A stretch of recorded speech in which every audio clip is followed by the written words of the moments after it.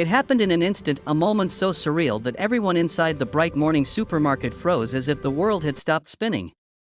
Edric Valorin, the man the business magazines proudly called the untouchable giant, stood helplessly at the checkout counter with the kind of stunned expression that didn't belong on the face of one of the richest men in the country.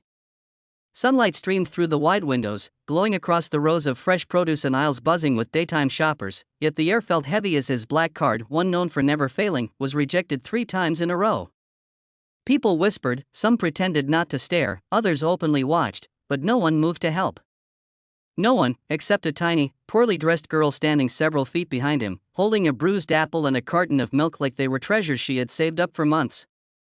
What she did next was something no one expected, something that would change Edric's life forever, in ways money had never been able to do. If you believe in kindness, second chances, and the power of humanity, please like, comment, share, and subscribe to Kindly Tube.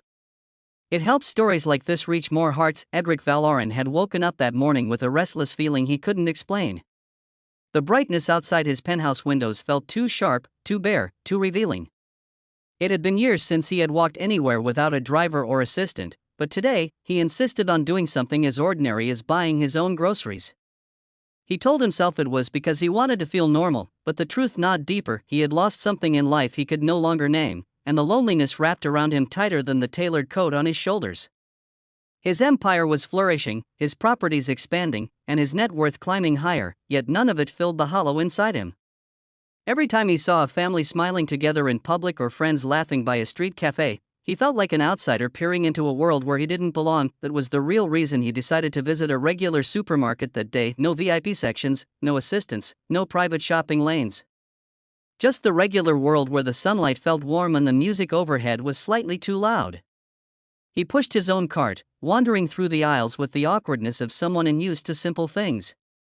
The scent of fresh bread, the chatter of mothers comparing prices, the sound of children laughing near the cereal aisle, it felt foreign yet strangely comforting. Maybe this was what he needed. A reminder of life beyond conference tables and quarterly reports. A reminder that he was still a human being underneath the armor of success, but when he stepped up to the checkout lane, everything crumbled. His card didn't work, the cashier tried again. And again. At first, Edric thought it was a system error. Then a technical glitch. But as minutes passed, he felt the weight of embarrassment growing. Not because he couldn't pay, he knew he had more money than he could ever spend, but because in that moment, stripped of status, he realized he had no one to call for help. No one to stand by his side. No one he trusted enough to rescue him from something as humiliating as this. People around him began murmuring. Some chuckled under their breath. Others raised eyebrows, taking quiet pleasure in watching a wealthy man stumble. Edric felt the sting of judgment, the heat rising in his ears, and for the first time in years, he wished he could disappear. Then came the tiny voice, not loud, not demanding, just soft and pure like wind passing through leaves. It belonged to the little girl. Her name was Marin Rain, 8 years old, skinny, with tangled brown hair tied in a loose knot and shoes so worn they flapped against the floor. She held a small cloth coin pouch, the kind children stitched in school, and her clothes were faded but neatly washed. She looked like someone who had grown used to having less, but carried herself with a dignity beyond her age. She stepped forward, tapped the cashier's counter, and emptied her pouch. A few coins, mostly small denominations, rolled across the surface. It wasn't much, barely enough for her own items, but she pushed them toward the cashier with a determined expression that shouldn't have belonged on a child's face. Her intention was clear even before anyone processed it. She was trying to pay for the billionaire's groceries. The crowd gasped. Some laughed in disbelief. Others shook their heads.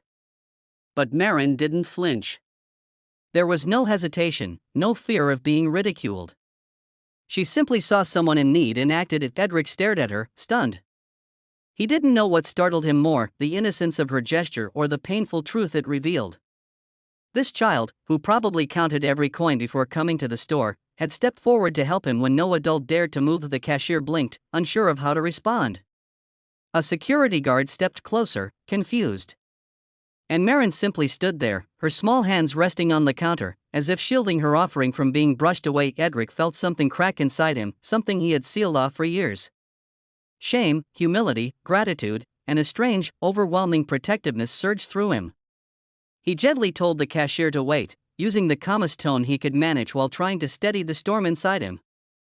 Everything blurred for a moment, the fluorescent lights, the background chatter, the colors of the store, except the little girl's eyes, which held a sincerity he hadn't seen in years. He finally called his personal banker, who confirmed that his account had been temporarily frozen due to a suspected breach in automatic security protocol. The issue was resolved within minutes. But the damage had already been done. Not to his reputation, but to his hardened perception of the world. He insisted on paying for Marin's groceries, but the girl shook her head firmly. She insisted she didn't help him for anything in return. She said it was because no one deserves to be embarrassed when they're trying their best. Her words were simple, but to Edric, they felt like a mirror reflecting a part of himself he had ignored for too long. Curious and deeply moved, Edric followed Marin outside the store. He watched her walk alone through sunlit streets with cracked sidewalks, passing vendors and old buildings. She eventually reached a rundown apartment complex with peeling paint and broken windows. It was the kind of place society often forgot, tucked away from the thriving parts of the city. And yet, Marin walked in with a spark of resilience that seemed to defy the poverty around her. Edric felt compelled to understand her life, not out of pity, but out of genuine admiration. He discovered that Marin lived with her widowed mother, or Lorraine, who worked 2 jobs to keep them afloat. Their home was small, cluttered, but filled with warmth. Edric learned that Marin had been saving coins from school projects and small chores, using them carefully for food whenever her mother's shifts ran too long. She wasn't supposed to be at the supermarket alone, but she wanted to surprise her mother by buying ingredients for a simple lunch. Edric felt a tightening in his chest as he observed their life. It wasn't the poverty that struck him, he had seen poverty before. It was the strength they carried, the hope they held, the unity he lacked despite owning everything the world told him should bring happiness. He found himself standing outside the building longer than he intended, lost in thought. The sunlight continued to shine on the cracked pavement, the breeze carrying the sounds of distant traffic. Everything seemed to move normally, yet inside him, something had shifted. In the days that followed, Edric returned, not as a billionaire trying to fix things, but as a man seeking connection, purpose, and redemption.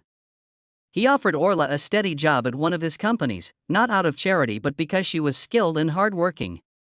At first she hesitated, fearing hidden intentions, but Edric assured her it was a sincere opportunity.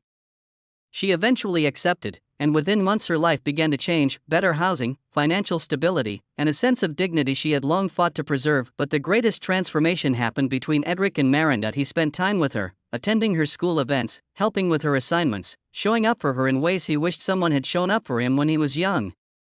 She spoke to him with honesty and innocence, never caring about his wealth, never seeing him as anything other than a person. She taught him how to find joy in simple things, sharing ice cream on sunny sidewalks, planting small flowers in cracked pots, laughing at everyday mistakes. Marin became the lighthouse he didn't know he needed, and Edric became the stability she never had. Months passed, and by the time spring arrived, their bond had grown into something extraordinary. Edric wasn't replacing her father, he knew that. But he was becoming a presence she could rely on, someone who protected without controlling, someone who gave without expecting. Soon, the time came when Edric asked Orla if he could help them relocate to a safer home. She agreed, moved by the sincerity in his voice and the way Marin's eyes lit up whenever he was around.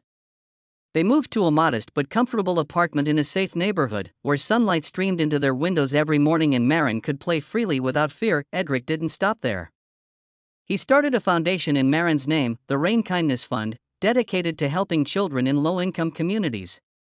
He poured not just money into it, but time, effort, and his heart. It wasn't about charity anymore.